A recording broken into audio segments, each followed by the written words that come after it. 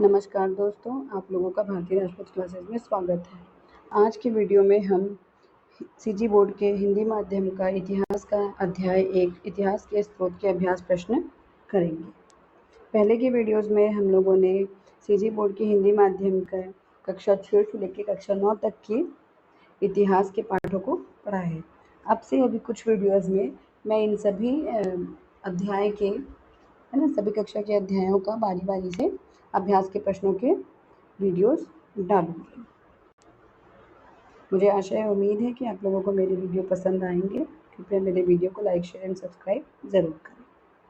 चलिए तो देखते हैं कक्षा 6 का पाठ 1 इतिहास के स्रोत। आज इतिहास के स्रोत के अभ्यास प्रश्न हम करेंगे, है ना। महाभारत रिक्त स्थानों की पूर्ति कीजिए। सिंघनपुर की गुफाएं डैश के पास स्थित है। हम लोगों ने सभी ने पढ़ा है सिंघनपुर की गुफाएं कहाँ स्थित हैं। सिंघनपुर की गुफाएं स्थित हैं छत्तीसगढ़ में। कहाँ स्थित है सिंघनपुर की गुफाएं? छत्तीसगढ़ में, है ना। ये सारी चीज़ें मैं आप लोगों को पाठ के अंदर से भी दिखा दे रही हूँ कि हमें ये चीज़ें पाठ में कहाँ मिल सकती हैं। तो सिंघनपुर की गुफाएं हमें छत्तीसगढ़ के रायगढ़ जिले में स्थित है। ठीक है, चलिए आगे देखते हैं। दूसरा प्रश्न है, जो पुरानी चीज़ों की खोज करते हैं उन्हें हम डैश कहते हैं। तो जो पुरानी चीज़ों की खोज करते हैं उन्हें हम कहते हैं पुरातत्ववेत्ता। क्या कहते हैं? पुरातत्ववेत्ता। तीसरा है, महंत घासीदास संग्रहालय डैश में है। तो आप सबको पता है महंत घासीदास संग्रहालय कहाँ पर स्थित है। महंत घासीदास संग्रहालय आपका स्थित है रायपुर में। ठीक है, अगर आप पाठ को सही तरीके से पढ़ते हैं तो आपको अपने सभी प्रश्नों के उत्तर पाठ के अंदर से ही मिल जाते हैं। कबरा की पहाड़ी पर बने शैल चित्र डैश काल के हैं। तो आप सबको पता है कि इसमें हम लोगों ने आदि मानव काल के बारे में पढ़ा है ना। तो किस काल के हैं ये? आदि मानव काल के हैं। किरारी गांव से प्राप्त डैश ऐतिहासिक महत्व का है। क्या चीज़ मिला है? क्या चीज़ मिला जिसका ऐतिहासिक महत्व है ना। किरारी गांव से हमें क्या मिला? तो किरारी गांव से हमें मिला है काष्ठ स्तंभ लेख मिला है। यह हमारे लिए बहुत ही ऐतिहासिक महत्व रखता है। चलिए देखते हैं, हम आगे का प्रश्न करते हैं। आगे है सही जोड़ी मिलाइए। महाभारत क्या है? शैल चित्र है, दुर्लभ वस्तुओं का संग्रह है, ग्रंथ है, शिलाओं पर खोदकर लिखी गई बातें हैं, प्राचीन भाषा है। तो महाभारत एक ग्रंथ है ना। पाली क्या है? पाली एक प्राचीन भाषा है। कबरा की पहाड़ी क्या है? वहाँ पे हमें शैल चित्र मिली है ना। कबरा पहाड़ी पे हमें क्या मिला है? शैल चित्र मिला है। संग्रहालय क्या है? संग्रहालय वो जगह होती है जहाँ दुर्लभ वस्तुओं का संग्रह होता है। शिलालेख क्या है? शिलाओं पर खोदकर लिखी गई बातों को हम कहते हैं शिलालेख। जिस जिस कलर की बिंदुएं लगी हुई हैं, है ना, वही कलर की उसका उत्तर है। ठीक है, चलिए हाँ या नहीं में उत्तर देते हैं। इतिहास में सिर्फ राजा महाराजाओं के बारे में ही अध्ययन किया जाता है। क्या ये बात सत्य है? तो ये बात सत्य नहीं है, क्योंकि इतिहास में से सिर्फ हमें राजा महाराजाओं की नहीं, हम कैसे रहते थे, हमारा रहन सहन कैसा था, पूर्वज कैसे थे, या उस समय की घर के बनावट कैसे थे, ये सारी चीज़ों की जानकारी मिलती है। सिंघनपुर की गुफाओं के शैल चित्र आदि मानव काल के हैं। तो ये बात बिल्कुल सत्य है। तांबे के पात्रों पर खोद कर लिखी गई बातें भोजपत्र कहलाती हैं। तो ये गलत है, क्योंकि तांबे पर लिखी गई बातें हमें ताम्रपत्र हम कहते हैं, और पेड़ की छाल से जो बनता है पत्र, भोजपत्र, है ना, उस पर जो हम चीज़ लिखते हैं वो होता है भोजपत्र। ठीक है, चलिए अब हम आगे देखते हैं। आगे प्रश्नों के उत्तर सॉल्व करते हैं। नीचे लिखे प्रश्नों के उत्तर दीजिए। इतिहास किसे कहते हैं? तो आगे हम पढ़ते हैं इतिहास किसे कहते हैं। तो यहाँ पे आपको इसका उत्तर मिलेगा,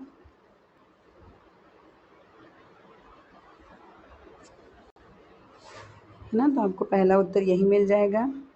आपके चैप्टर ख़त्म हो रहा है, पार्ट ख़त्म हो रहा है, वहीं के आखिरी लाइन में देखिए, आखिरी पैराग्राफ में आप देखिए।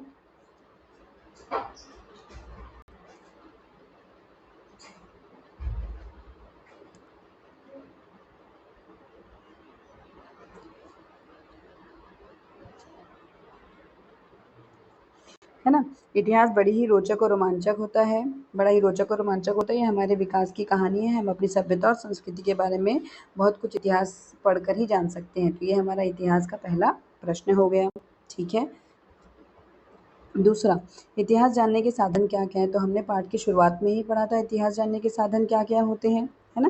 तो इतिहास जानने के कई तरह के साधन या स्रोत होते हैं, जैसे पुराने ग्रंथ, शिलालेख, खुदाई से प्राप्त अवशेष, स्मारक भवन, बर्तन, औजार, हथियार, चित्र, सिक्के एवं यात्रा संस्मरण। ये सारी चीज़ें होती हैं जो हम इतिहास के बारे में जानकारी प्राप्त कर सकते हैं।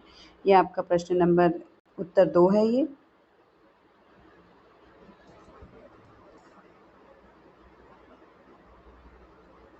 तीसरा प्रश्न है, प्राचीन लेख किन भाषाओं में लिखे गए हैं? तो हम लोगों ने पढ़ा है प्राचीन लेख किन भाषाओं में लिखे गए हैं, है ना। तो आप लोगों ने यहाँ पे पढ़ा है कि प्राचीन लेख किन भाषाओं में लिखे गए हैं। प्राचीन लेख लिखे गए हैं आपके प्राकृत और पाली भाषा में। किन भाषाओं में लिखे गए हैं? प्राकृत और पाली भाषा में लिखे गए हैं, है ना।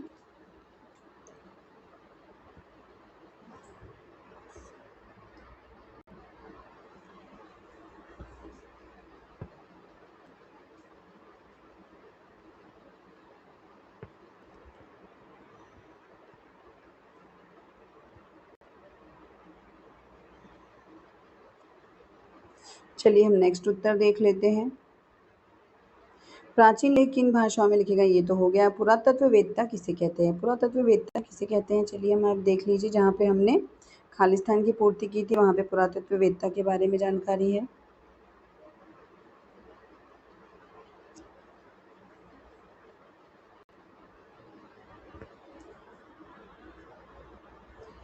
जो पुरानी, है ना, पुरातत्ववेत्ता बोल पड़े। पुरातत्ववेत्ता वो होते हैं, यहाँ से पुरातत्ववेत्ता वे होते हैं जो पुरानी बसाहटों को खोदकर उनके बारे में तथ्य का पता लगाते हैं, है ना। इसे हम पुरातत्ववेत्ता कहते हैं। ये आपका हो गया प्रश्न उत्तर नंबर 4। ठीक है।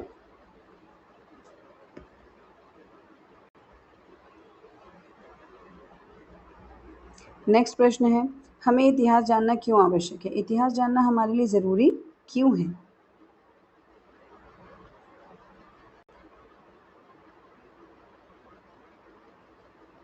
इतिहास को जानना हमारे लिए इसलिए ज़रूरी है कि इतिहास का अध्ययन हम क्यों करें? इतिहास का अध्ययन हमें इसलिए करना है कि इतिहास से हमें ये पता चलता है, वर्तमान को समझने के लिए भूतकाल की जानकारी होना बहुत ज़्यादा ज़रूरी है। इसीलिए हमें इतिहास को जानना ज़रूरी होता है।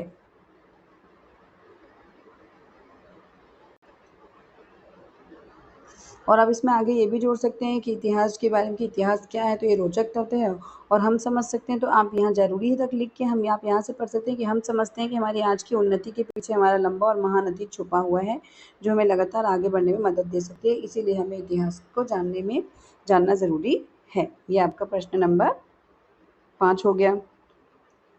प्राचीन वस्तुओं से इतिहास की जानकारी कैसे होती है? तो प्राचीन चीज़ों से हमें इतिहास की जानकारी कैसे देती है? प्राचीन चीज़ों से हमें ये पता चलता है ना। प्राचीन वस्तुएं भी हमें इतिहास की जानकारी देती, जैसे घरों में कैसे बर्तन काम में लाए जाते थे, बाल संवारने के कंघी कैसे होते थे, ठीक है, पहनावा कैसा होता था, क्या भोजन करते थे, ये सारी जानकारी, ये सारी चीज़ें भी हमें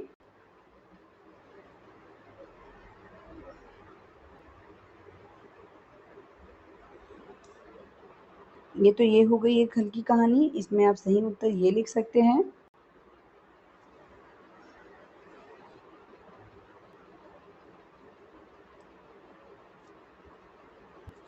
इसी ये पुराने सिक्के, औजार, बर्तन, आभूषण और अन्य वस्तुओं से भी हम इस समय के लोगों के बारे में बहुत कुछ जान सकते हैं ना, प्राचीन के बारे में जान कर सकते हैं। ठीक है, पुराने ग्रंथों से भी हम अपने सारी चीज़ों की जानकारी निकाल सकते हैं। ठीक है, तो इसीलिए हमें इसी तरह से हमें प्राचीन वस्तुओं की जानकारी होती है, जिससे हमें ये पता चलता है कि किन चीज़ों का कि पहले रहन सहन कैसा था, पहली बनावट कैसी थी, है ना। अगर आपको इसको सही तरीके से, अगर आपको इसमें वीडियो में कुछ चीज़ें समझ में नहीं आई होंगी या कुछ गलतियाँ हुई होंगी मुझसे, तो कृपया करके आप बताइएगा और मेरी वीडियो को लाइक शेयर एंड सब्सक्राइब ज़रूर कीजिएगा। इसके सही फॉर्मेट में आंसर्स पाने के लिए आप मेरे टेलीग्राम चैनल पे क्लिक करके ज्वाइन कर सकते हैं। ये वीडियो यही समाप्त होता है। आज के लिए धन्यवाद।